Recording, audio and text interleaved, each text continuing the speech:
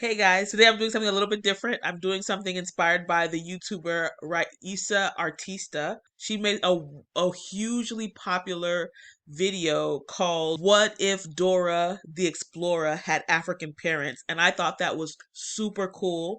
So I decided to do my own spin on it about one of my favorite characters, Harry Potter. I normally do videos about traditional Igbo culture, and I thought it would be interesting to do this because a lot of the traditional African cultures are deteriorating due to the encroachment of Western civilization and all kinds of new things.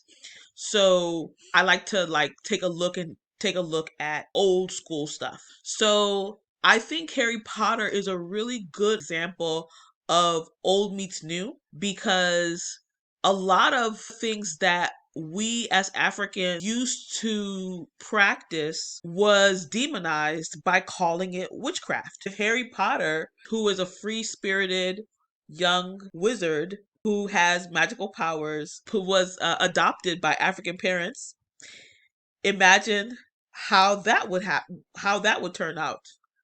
Hmm.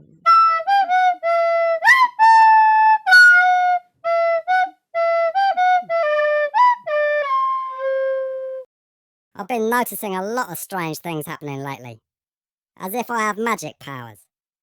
But magic powers couldn't be real, could they? That's impossible. But what if it's not? What if... Harichuku Afamefuna Potter, I know you are not lying in bed at this time of the day. You will not be useless in this house. Come on, will you get up from there? Mummy, is there a such thing as magic powers?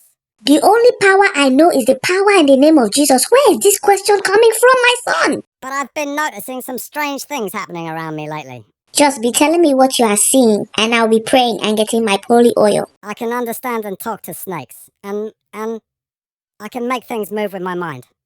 And wait, what are you doing? A few minutes later. God will make a way where there seems to be no way. He walks in ways we cannot see. He will make a way for us. He will be our God.